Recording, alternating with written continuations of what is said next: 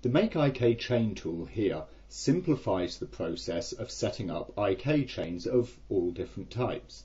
The most important thing to know about it is that whilst it automates the setup process of an IK chain, what it does not do is automatically know how to create the IK or the kind of IK system that you're attempting to create. As such, you still need to know how to put together a given type of IK chain and how the one that you're trying to build needs to function. The tool simply saves you from the tedium of having to go making the certain bones or nulls and control motion options. To illustrate all of this, let's see a few examples. Whilst for this video I'll be using bones simply because they provide a better visual illustration of what's going on with the tool, do also bear in mind that the Make IK chain tool can work on any kind of hierarchy, be it composed of nulls or bones or, as we see here, lights. You can still produce fully functioning IK setups with the tool, irrespective of what the hierarchy is composed of. So what we'll start out with here is your basic two-piece IK chain as you might use for a regular arm or leg or what have you. Of course, when setting up IK in Lightwave, you need to have some sort of pre-bend, so there's our sort of pre-bend at the elbow, if you will. Also, of course, remember that IK of this type generally needs to be kept planar, where of course you set up a target bone at the top of the chain, which points to the goal and so on, whilst the IK bones simply operate in a 2D planar method within that space. It's those sort of setups that the IK chain tool will do for you. So here's how to set that up. You grab the two bones that of course would be your IK action bones and the tip bone that of course needs to reach for the goal item. You then, from the channel selection options, choose the axis on which the IK is going to operate. In this case, that's going to be heading. Our system is going to be working this way. And you set off the various options that you need here. So we do want planar IK. Let's not worry about the pole option for now. And let's turn MGO off as well. Give the chain a name, in this case I'm going to call it Arm1, and click Make IK Chain. So we see our bits created. We have a goal item here that allows us to position the IK around, and we have here the IK plane created, which allows us to set the twist of the IK chain like this by turning its bank. Nice and simple and straightforward. So let's see another version of this, basically the same thing again. I've got my two bones here, which I put some pre-bend on. I select all three there. I have to give this an individual name, so I'll just call that Arm2. And in this case, I'm going to turn on the pole option. The pole option, when selected, will give us a pole item to handle the twist of the IK rather than having to rely on the top bone itself here. We also see that for the pole there are these options, X, Y, neg X and neg Y. This determines where the pole's base position will be relative to the arm, or to the IK chain rather. Here's how we spot it. If you go to the translate tool for the top bone and make sure that you're looking at the local axes here, it is then this choice that refers to one of the local axes. For instance, the default Y here, or positive Y, would place the pole item straight up here along the line of the local positive Y. If it were negative Y, then the pole would appear down here, and the same for the X. Since we're doing this similar in the style of an arm, then it's customary to have the pole off the back side of the arm like this, so we can see that that is the negative X for the local axis. So we'll select there negative X, and this time let's set the MGO or match goal orientation method to fix. Once again, select all three bones here. We are once again running on the heading, and let's click Make IK Chain. We can see that this time the plane bone has been automatically hidden because it's no longer needed, at least not needed to be seen, since we're operating the twist off the created pole item there.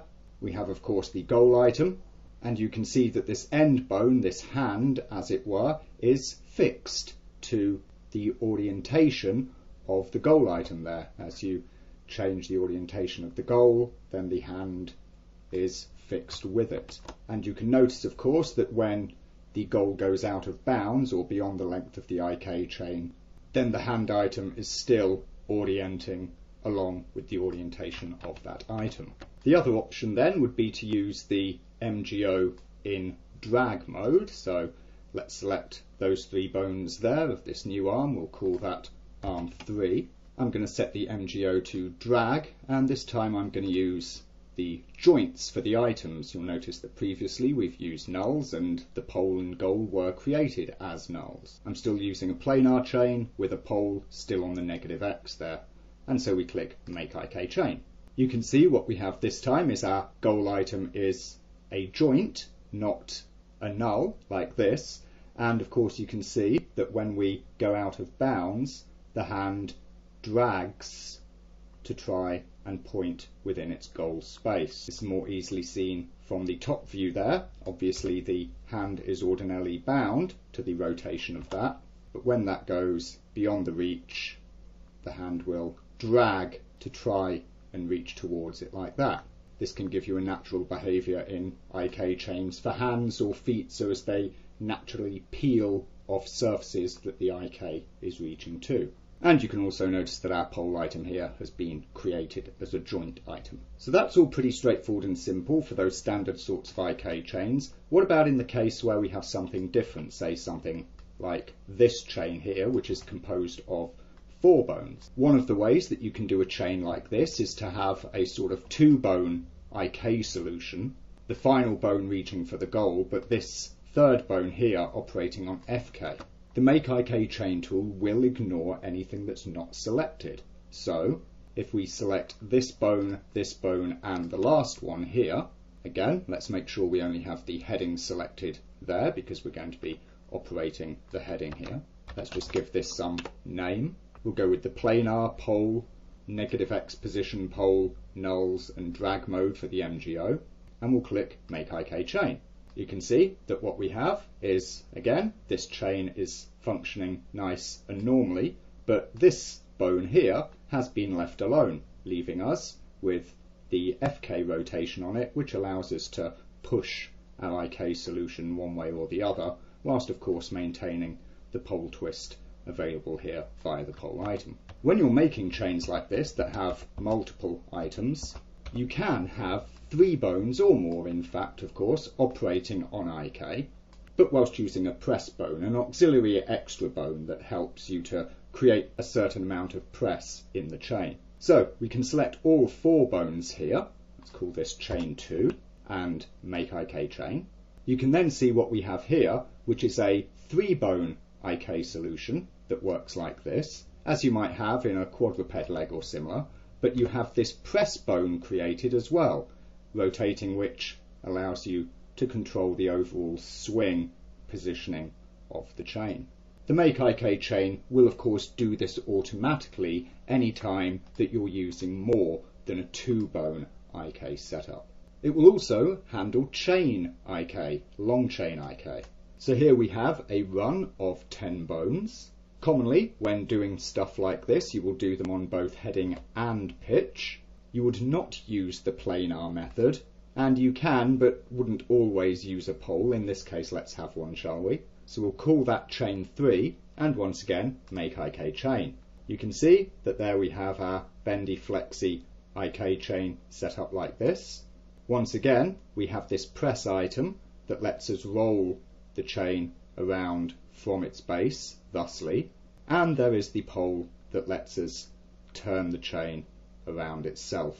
You can see that more readily here, where the first bone is altering its twist orientation, whilst the press actually lets us raise and lower the chain like this. Of course, the tool can also handle other kinds of setup that we might find ourselves wanting to do with IK. For instance, stretchy bones. Here I'm just going to have a single bone, and of course the obligatory goal tip reach bone here. I'll select both of these. I'm going to choose heading and pitch for the rotation, and Z scale as well to make it stretchy on Z.